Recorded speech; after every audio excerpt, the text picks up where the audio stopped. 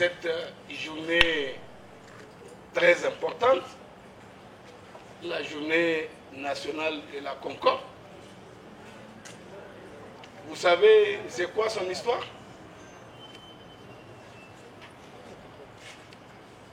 Mais vous ne dites rien là. Bon, donc avant d'entrer dans le vif du sujet, avant de parler de la problématique de la Concorde elle-même, de parler du sujet du jour sur la contribution que nous devons apporter en termes d'introduction à l'analyse de la situation, des facteurs et des déterminants qui menacent la Concorde, nous allons profiter pour faire un bref historique de l'avènement de cette journée. Il vous souviendra, pour ceux qui en savent déjà, et pour ceux qui l'apprennent, il est bon de savoir que la journée nationale de la Concorde est une journée qui avait été décrétée par le gouvernement à la suite de la signature des accords de paix qui ont mis un terme à la situation de belligérance entre certains compatriotes qui ont pris les armes pour exprimer leurs revendications au moyen des armes par rapport à la situation qu'ils avaient à l'époque soulevée. Donc, l'origine est importante d'être rappelée parce que ça coïncide aussi presque à la même date, historiquement parlant, et parce qu'il s'agit de la même année, l'année 1990, donc l'année des événements historiques du 9 février. Il y avait eu 9 février 90, qui était un jour triste pour le monde scolaire, pour l'ensemble de notre peuple, qui a vu effectivement la toute nouvelle République utiliser les armes à feu contre les enfants du peuple. Et c'est la même année, justement quelques mois auparavant, non, après,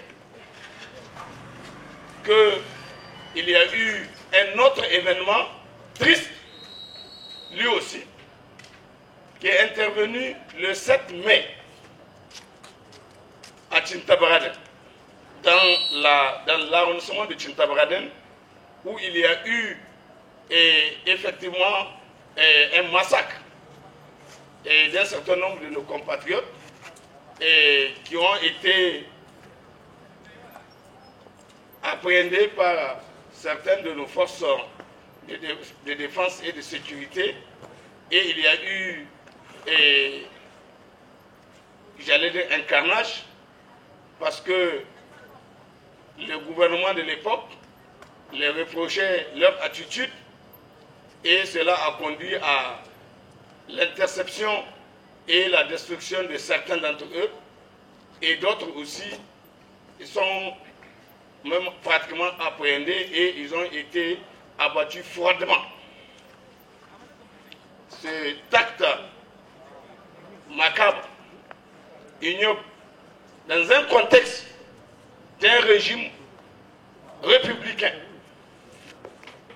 parce que nous étions sous la Deuxième République, à l'entame même du régime de la Deuxième République.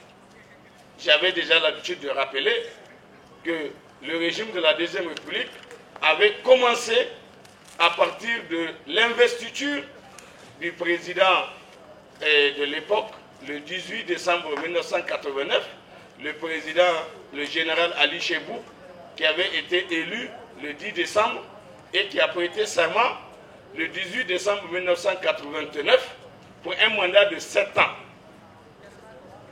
Et c'est au démarrage de ce mandat qu'il y a eu déjà le 9 février 1990 les problèmes que vous connaissez. Et ensuite, il y a eu les événements de Tintabaraden du 7 mai. Alors, ces événements de Tintabaraden du 7 mai ont davantage ajouté à la frustration de notre peuple. Et je me rappelle que dans le cadre de la gestion de ces dossiers, il y a eu beaucoup d'actions que nous avons entreprises en tant que USN. Et à l'époque, en tant que UNUN, on a participé à la dénonciation de cet acte-là. Et nous avons été, je me rappelle, quand le procès a voulu être organisé à Kolo, il y a eu une mobilisation pour aller à Kolo et protester un peu par rapport à la situation. Il y avait le feu Maître Kelesi, qui était un très grand avocat, et qui avait en tout cas fait beaucoup de choses dans ce sens et à l'occasion de la gestion de ces dossiers-là. Tout ceci en prélude à la conférence nationale. Lorsqu'il y a eu ces événements de Tintabaraden, c'est venu ajouter à la frustration de notre peuple, c'est venu ajouter à l'engagement et à la détermination des uns et les autres que ce régime de la Deuxième République, tel qu'il est, tel qu'il a commencé, il n'était plus nécessaire de continuer à le conserver. Il fallait bien qu'on puisse changer de fusil d'épaule. Déjà, moins d'une semaine d'ailleurs, le 1er mai 1990, et dans le cadre de la fête du travail du 1er mai, l'USTN à l'époque avait, comment dit-on, elle avait revendiqué le multipartisme au Niger à l'époque. Donc, c'est 6 jours après cette revendication de l'USTN qu'il y a eu les événements de Tintabaraden. Et par la suite, donc, les choses sont allées très vite et ça a donné plus de tonus chaque fois qu'il y a des situations qui sont censées faire peur aux citoyens, comme auparavant. Et les gens, ils retrouvent de l'énergie pour maintenir le cap du combat. Et c'est comme ça que la pression avait continué à se développer, à se renforcer, et jusqu'à ce que finalement d'ailleurs, il y a eu l'exigence renforcée du multipartisme qui a conduit à la décision du gouvernement de l'époque d'accepter le principe du multipartisme à la date du 15 novembre 1990. Et par la suite, les partis politiques ont eu droit de naître.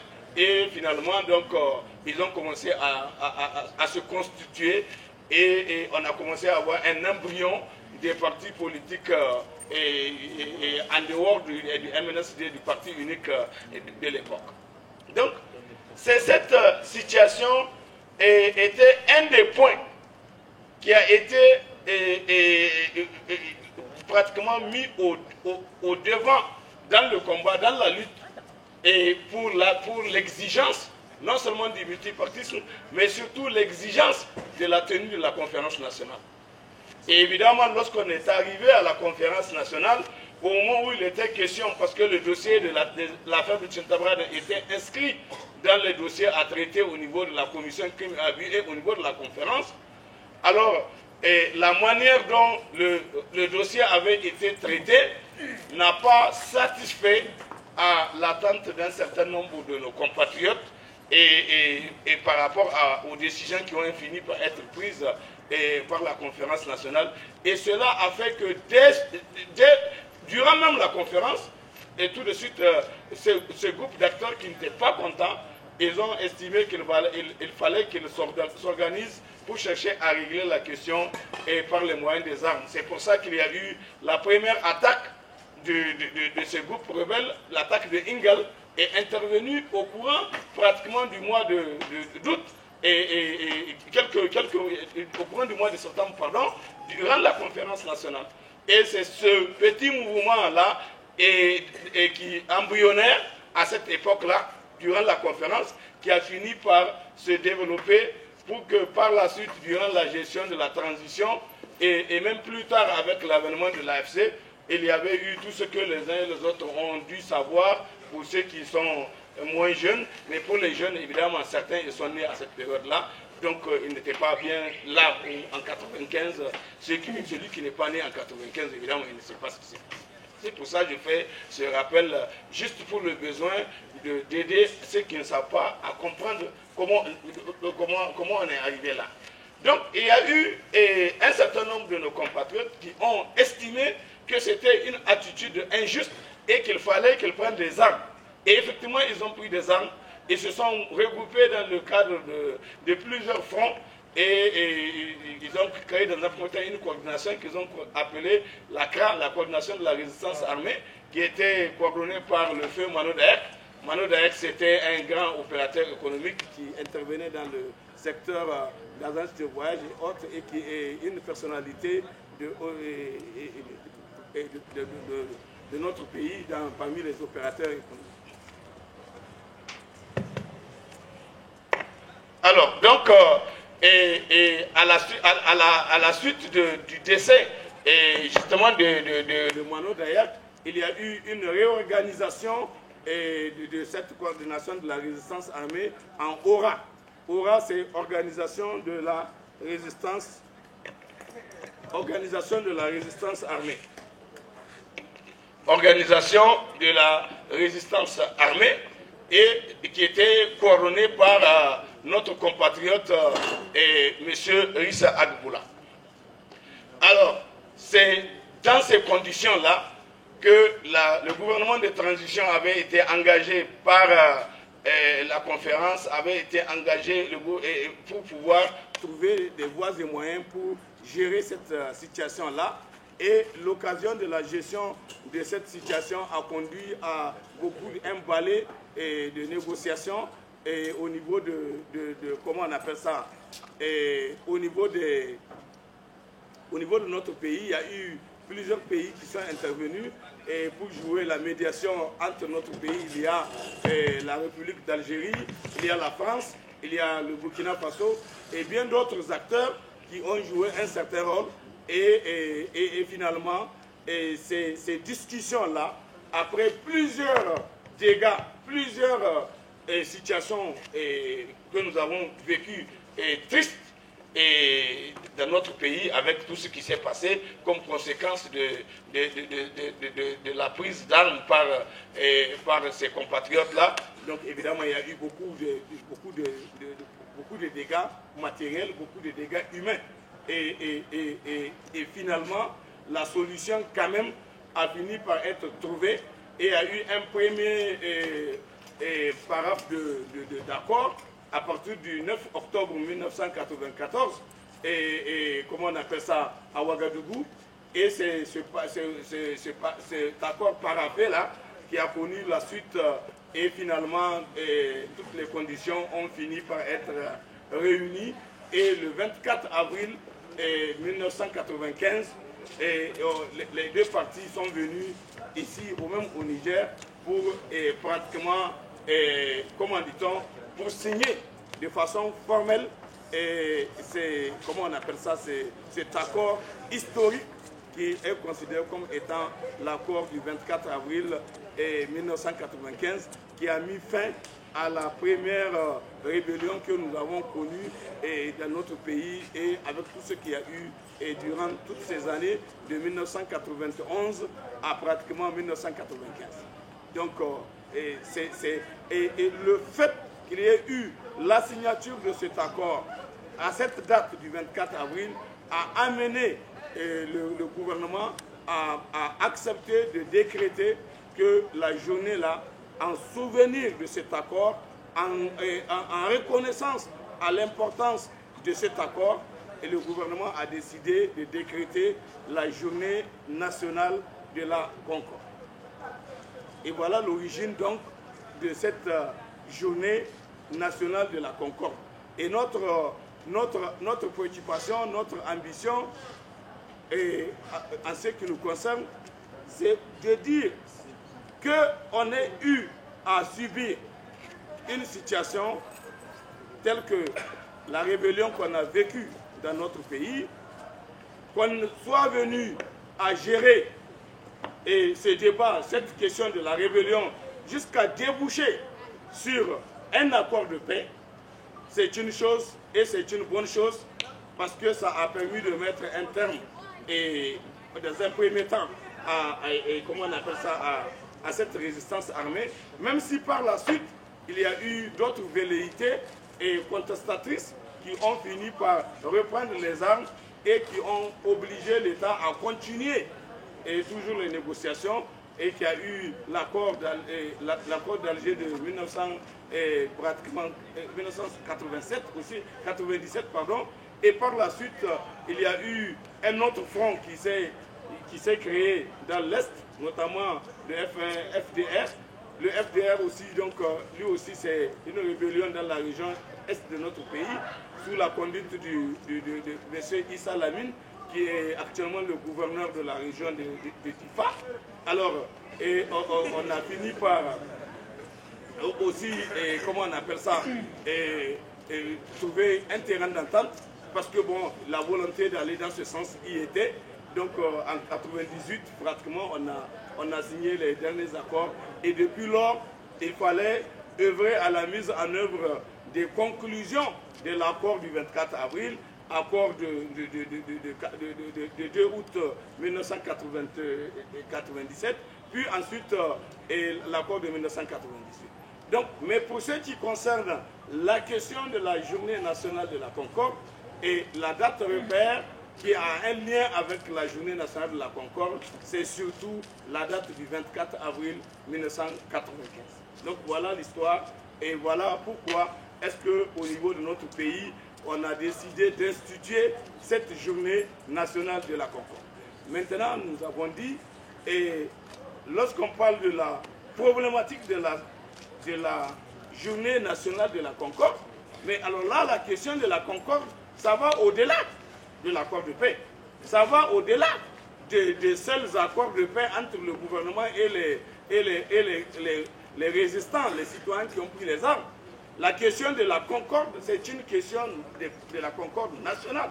C'est un problème au niveau national qui doit conduire à une réflexion pour que nous soyons en mesure d'analyser les facteurs et les déterminants et qui concourent à menacer la concorde. Comment on peut faire pour que nous soyons dans la position, dans notre pays, de créer les conditions optimales pour une véritable concorde au niveau national, pour que toutes les couches sociales de notre pays, tous les citoyens de notre pays, tous les groupes de notre pays puissent se reconnaître dans l'État, se reconnaître dans la République, se reconnaître dans l'action de l'État et qu'ils soient en mesure de vouloir vivre en commun, de vouloir vivre ensemble et dans le cadre de la volonté commune que nous avons exprimée dans notre Constitution, celle de bâtir, de vouloir bâtir une République une et indivisible, démocratique et sociale. Donc vous voyez bien que c'est quelque chose de très important.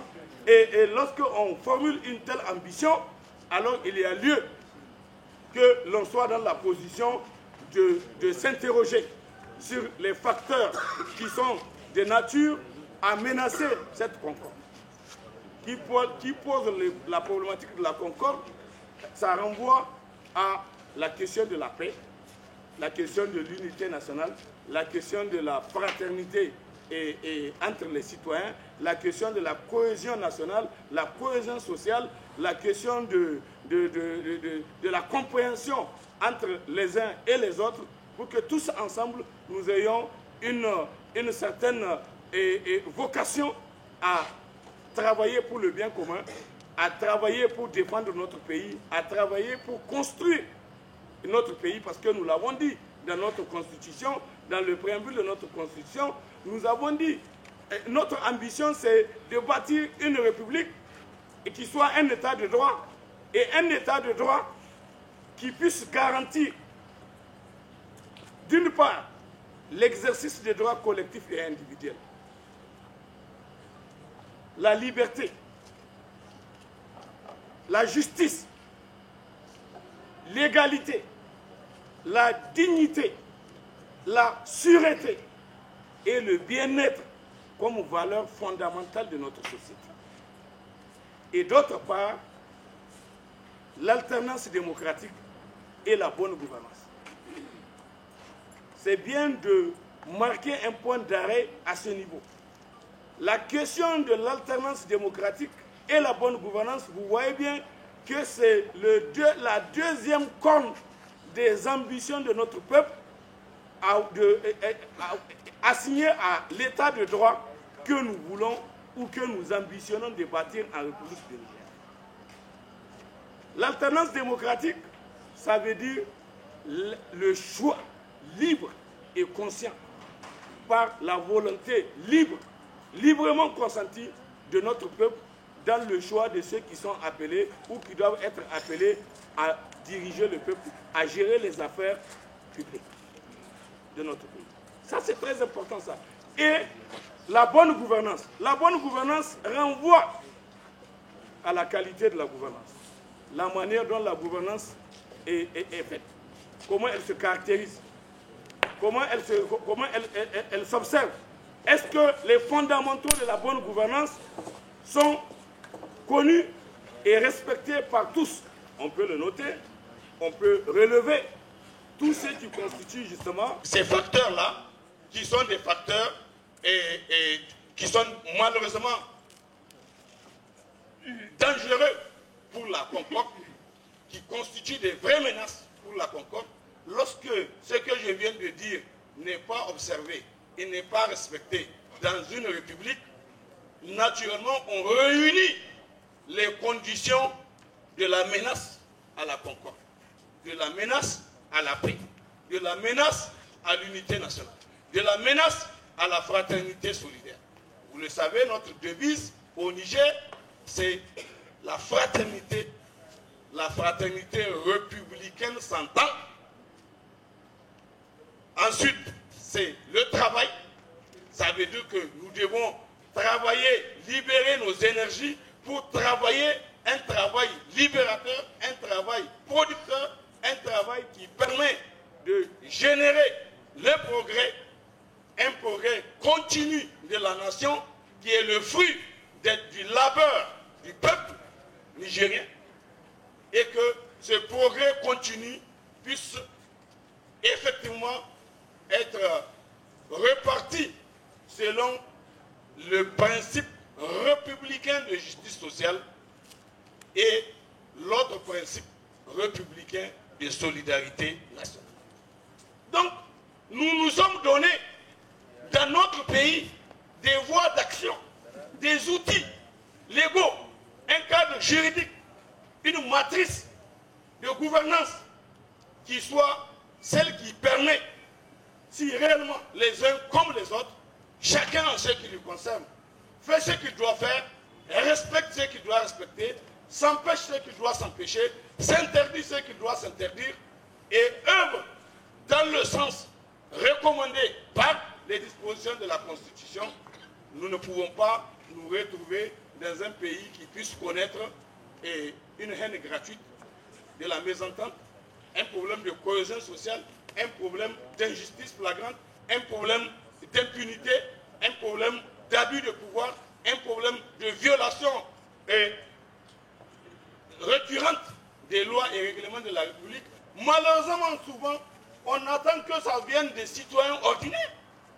Mais il se trouve que dans notre pays, c'est même souvent les autorités elles-mêmes qui sont les premières violatrices des dispositions de la Constitution. Dès lors qu'il y a ce genre de comportement, ça veut dire qu'il y a menace grave à la concorde nationale, à l'unité nationale, parce que ces comportements d'injustice, ces comportements de mauvaise gouvernance qui entraînent la corruption, l'enrichissement illicite, le détournement des deniers publics, la concussion et puis le blanchiment, et que sais-je encore en termes de trafic d'influence, le passe-droit qui s'observe dans la gouvernance au quotidien. Lorsque ces genres de situations sont malheureusement observées dans la gouvernance, dans la gestion des affaires publiques, il y a donc toutes les conditions qui sont là réunies pour rendre possible toutes les frustrations possibles. Mais lorsqu'il y a frustration, tout à fait naturellement, dès qu'il y a frustration, dès que les conditions de frustration sont là, les frustrations entraînent les révoltes. Et les révoltes entraînent la violence. Ça entraîne des déstabilisations. Ça entraîne tout. Lorsque quelqu'un se sent abusé, il se sent de façon totalement illégale, de façon totalement abusive.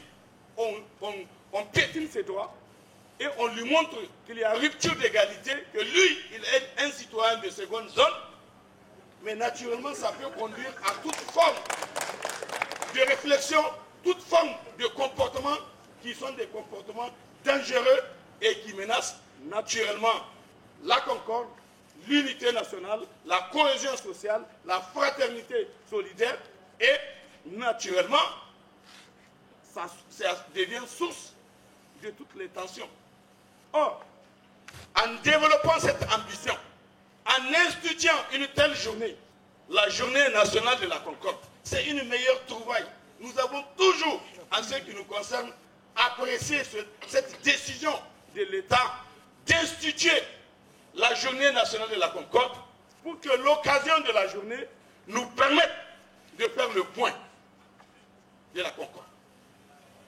Que entre nous, on essaie de regarder comment les choses fonctionnent, comment les choses marchent. Quelles sont les choses qu'on fait qui sont de nature à menacer la concorde? Comment on va faire pour les éviter? Comment on va faire pour éviter que des choses comme ça continuent, se développent et provoquent des situations de tension entre les différentes couches de notre pays, des différents groupes de notre pays? Voilà pourquoi nous avons dit, et nous sommes, en ce qui nous concerne, investis depuis des années au niveau de notre mouvement, le mouvement pour la promotion de la citoyenneté responsable. Nous avons dit que c'est un axe pour une action citoyenne et patriotique, celle de rappeler chaque année à l'occasion de cette journée, plutôt que de se mettre simplement à se retrouver uniquement entre les ex-rebelles et l'État, à faire le point des accords, des points respectés ou non respectés, mais la question de la concorde, mais il y a tous les autres citoyens de toutes les autres couches qui n'ont pas forcément pris les armes, qui eux-mêmes subissent des injustices flagrantes et qui méritent l'attention de l'État, l'attention des gouvernants, pour qu'on soit dans la position de créer la dynamique qui va permettre de faire en sorte que la gouvernance dans notre pays puisse être une véritable gouvernance citoyenne au service de la cause commune, au service de tous les citoyens, conformément à ce que nous avons dit de notre conscience.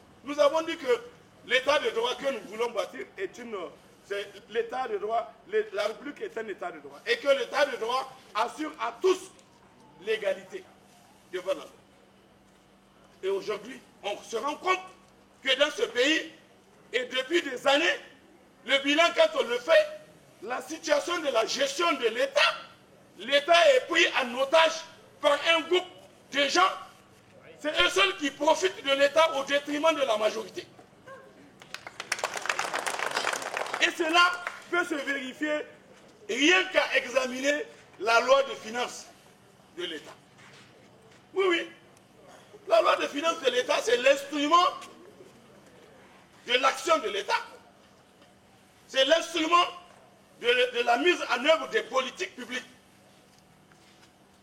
Quand vous prenez la loi de finances, vous allez voir qu'au niveau de la loi de finances, d'abord sur la partie recettes, ceux qui sont appelés à prendre les recettes auprès des citoyens sur la base de la loi de finances, c'est-à-dire sur la base des impôts consentis par les représentants du peuple, c'est-à-dire les députés, même qu'aujourd'hui, les députés de notre pays ne considèrent pas qu'ils sont représentants du peuple, ils sont les bourreaux du peuple, et ils utilisent leur situation, leur position pour se mettre en complicité avec les acteurs du gouvernement pour imposer au peuple la dette et qu'ils mobilisent les ressources. Et on le verra, ce que nous sommes en train de dire là, ça peut se voir en chiffres.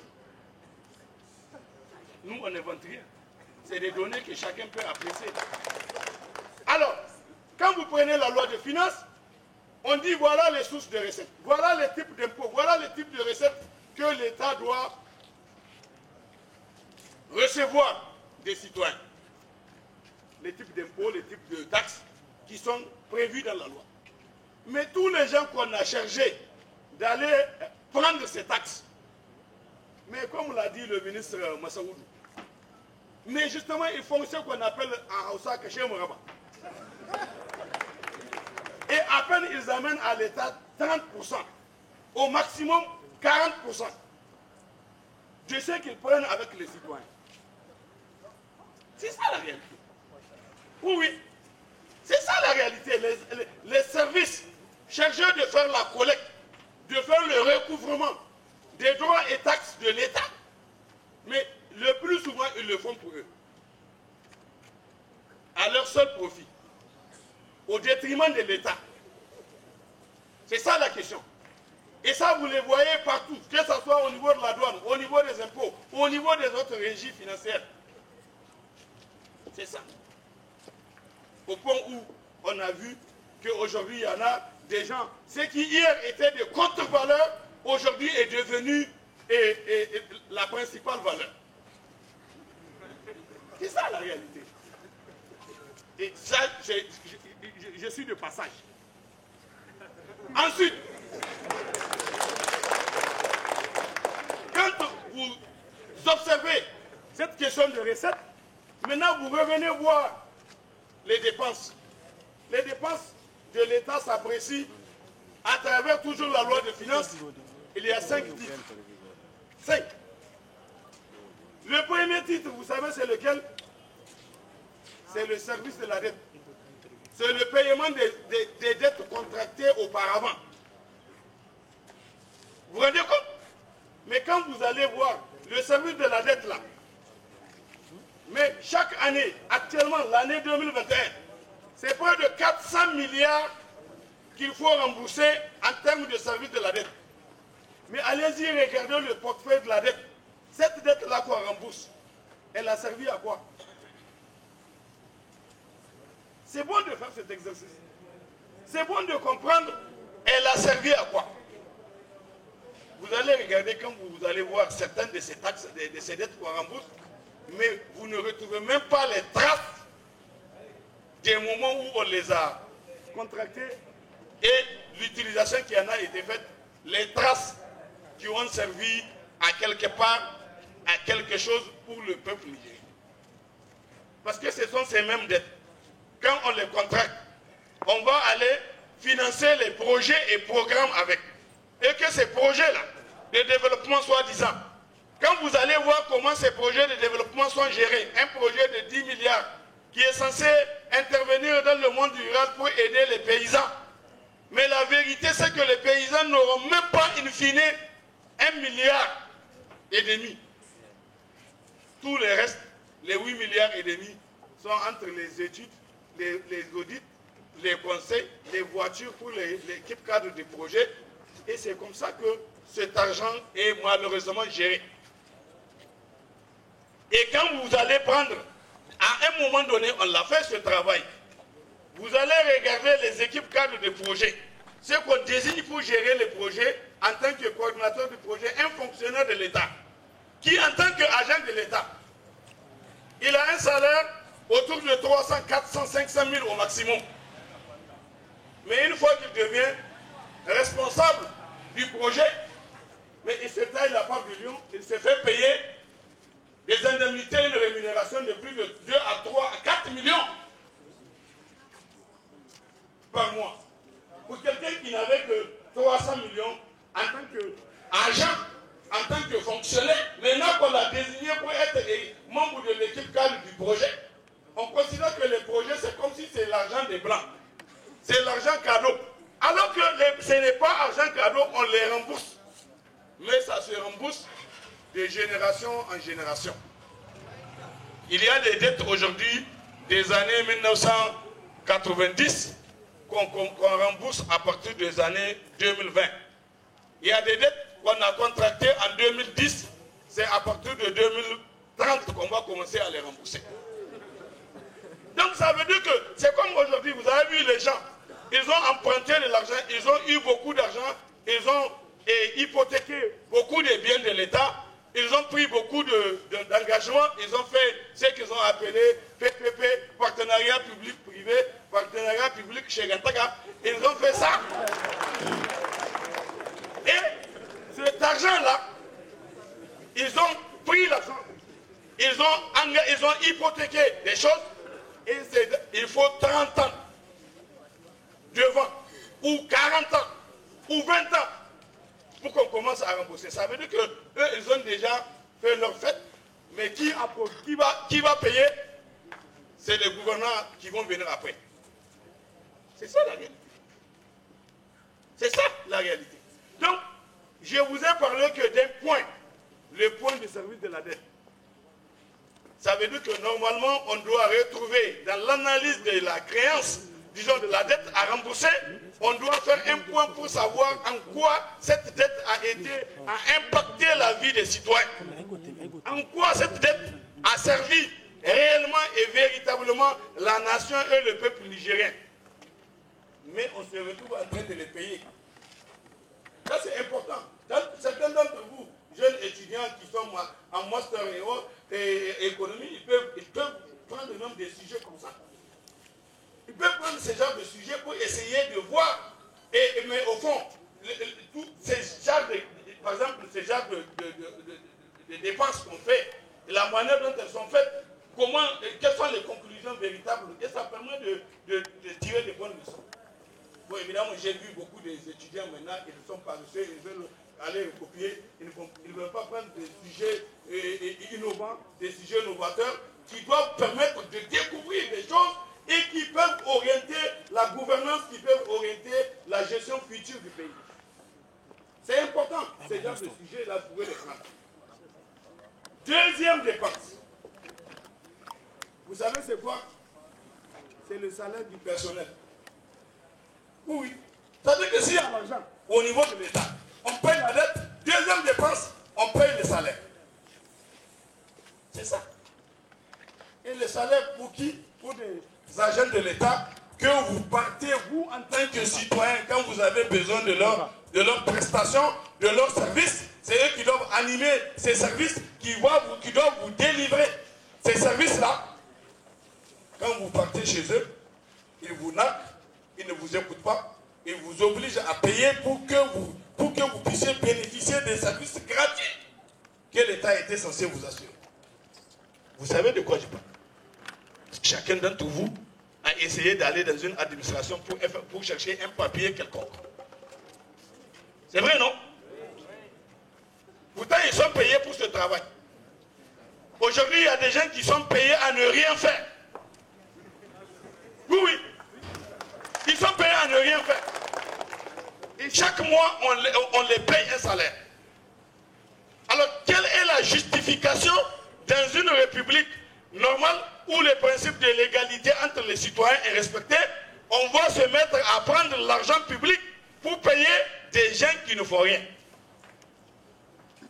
Et cela au détriment des autres citoyens. On a vu beaucoup de fois, les gens se sont plaints du rendement de l'administration, de la manière dont les choses se passent au niveau de l'administration. On a vu beaucoup de fois, les gens se sont plaints, mais tous ces genres de problèmes-là que les citoyens rencontrent au quotidien, dans leur rapport avec les agents administratifs, qui sont là normalement au nom de l'État pour satisfaire les besoins des populations. Ils ne le sont pas. Après la dépense de salaire du personnel, la troisième dépense, c'est... Quelqu'un peut me dire? Quelqu'un peut me dire? C'est les dépenses de fonctionnement. Les dépenses de fonctionnement, c'est-à-dire les moyens que l'État met à la disposition des différentes administrations pour qu'elles puissent avoir les moyens, les équipements nécessaires pour assumer les devoirs de leur charge au bénéfice des populations. c'est cet argent-là, mis à la disposition des différentes administrations, que les gens raquettent, que les gens détournent, que les gens abusent. Ce qu'ils doivent faire, ils ne le font pas. Et les commandes qui sont lancées ou données en termes de marché sont des commandes parfois fictives, avec des commerçants complices, et de façon évidente. Et donc cet argent-là, qui est censé être là pour aider à faire fonctionner nos administrations, vous avez vu, vous vous rappelez, non? Il y a eu la question du ministère de la Défense nationale. Vous vous rappelez? Oui, oui. Alors, la question du ministère de la Défense nationale, on a mis à la disposition de ce ministère 1700 milliards pour la période de 2011 à 2019. Et ces 1700 milliards-là, c'est l'ensemble du budget, y compris les salaires du personnel. Mais pour ce qui concerne le fonctionnement seulement, on a mis à leur disposition 515 milliards pour gérer les besoins du fonctionnement des services de l'armée et de la gendarmerie. Mais dans la pratique, vous avez eu les échos. Pour certains marchés qu'on a donnés à certains commerçants, on a eu des échos. Ça fait un marché à peu près de 200 milliards. Sur ces marchés-là, on a eu près de 70 milliards, 76 milliards. On a vu que c'était des marchés fictifs, des marchés détournés, des marchés manipulés. Et les gens se sont mis à cœur joie à utiliser ces ressources-là comme s'ils n'avaient pas de compte à rendre. Ensuite, vous avez vu les classes qu'on nous a faites dans le secteur de l'éducation. Bon, vous avez vu aujourd'hui la situation de la gestion de ce ministère-là, de ce ministère de l'éducation. Ça conduit à quel résultat? Les classes en paillotte qu'on fait chaque année et qui ont fini par cette année et donner un résultat macabre. Pourquoi? Il y a moins d'une semaine, j'allais dire moins de 10 jours, qu'on a suivi ici même à Niamey un cas macabre où des enfants qui ne devaient pas être installés dans des classes pareilles. Oui, normalement les classes en paillotte, ce n'est pas pour les enfants des préscolaires et du primaire. C'est surtout pour les enfants. On les fait pour le lycée et le lycée parce qu'on pense qu'eux sont un peu grands et que sont. Mais là, les gens sont venus dans la ville de Niamey, tout le monde a vu. Ils sont venus sur la rue, ériger des classes en paillotte, mettre des enfants en promiscuité. Vous vous rendez compte? C'est ça que les gens ont fait. Les agents administratifs, les acteurs chargés de gérer ce secteur de l'éducation.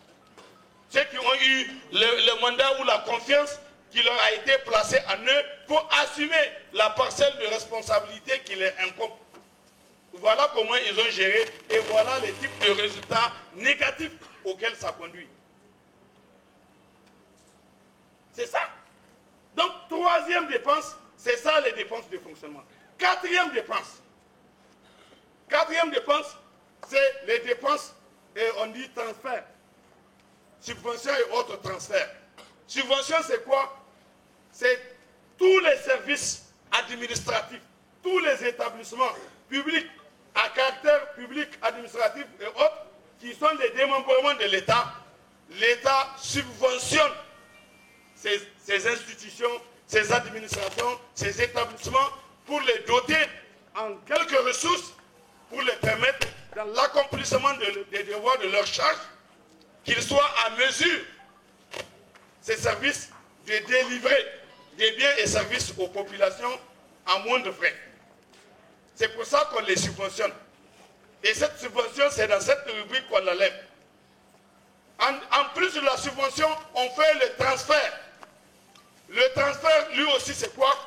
C'est genre les paiements des pécules pour les appelés de service civique, les paiements des bourses des étudiants, les paiements des frais de scolarité des étudiants, les paiements des pécules des contractuels de l'éducation et de la santé. Vous avez entendu? C'est ça qu'on fait avec cette rubrique-là. Maintenant, ce qui reste, c'est la cinquième dépense. Le cinquième groupe de dépenses, c'est dépenses d'investissement réalisées par l'État. Les investissements réalisés par l'État, c'est genre les grands travaux à usage collectif.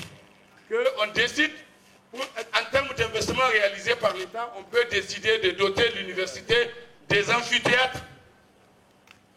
On va construire des amphithéâtres à l'université. Mais on a vu, quand on décide de construire des amphithéâtres à l'université, on peut faire 7 ans sans finir un amphithéâtre. Mais quand on veut construire ailleurs, suivez mon regard, on le fait en 6 mois.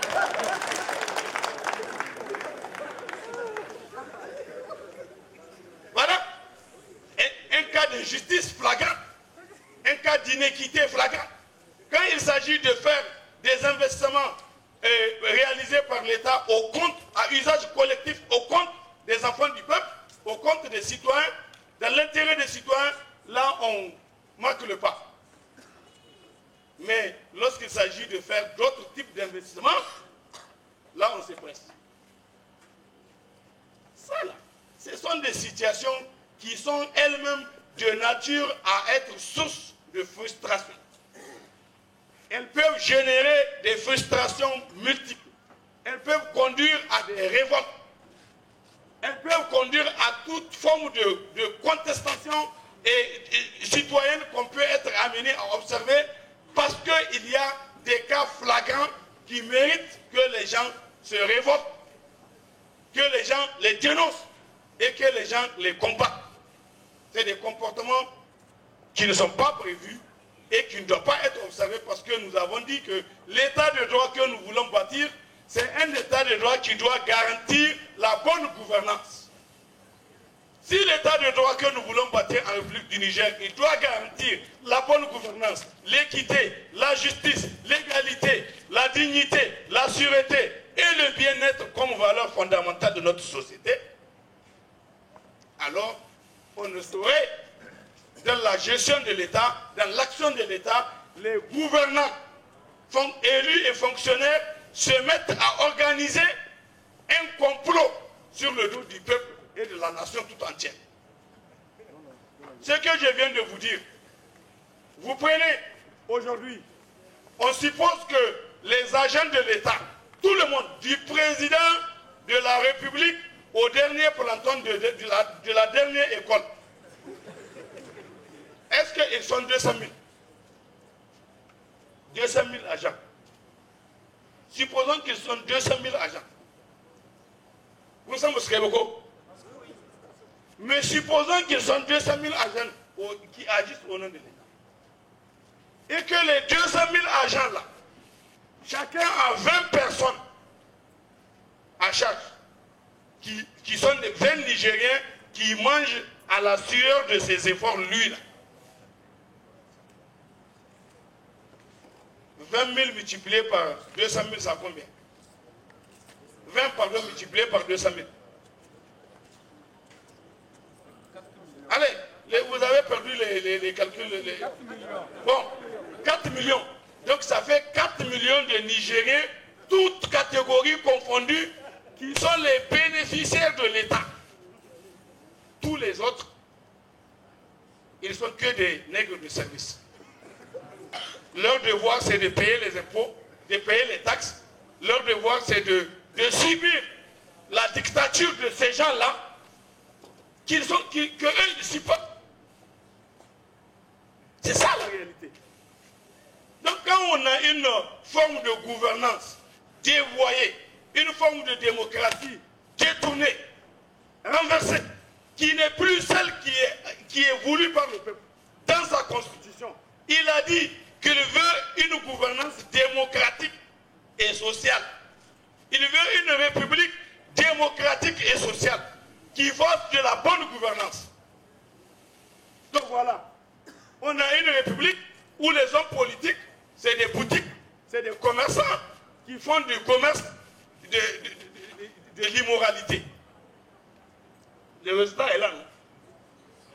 Quoi vous gagnez? Je suis en train de vous le dire.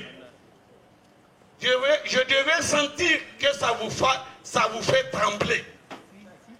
Je devais sentir que ça vous fait vibrer.